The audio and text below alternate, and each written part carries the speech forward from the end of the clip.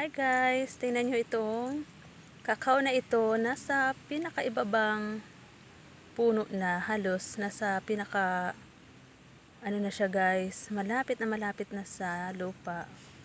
Ang ganda ng kakao kasi kahit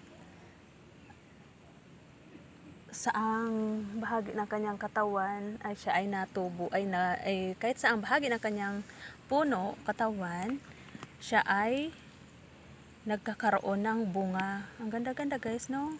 Kasi oh, ayan oh, lupa na yan. At saka yan na siya oh, pataas. Yan, ang bunga niya. Ito guys yung kinuhaan ko dati. Ang kakao. Kaso lang ngayon, konti na lang yung bunga kasi yung iba na ano ng kalabaw, na laglag ba? Kasi dito tinali yung kalabaw. Ayan guys.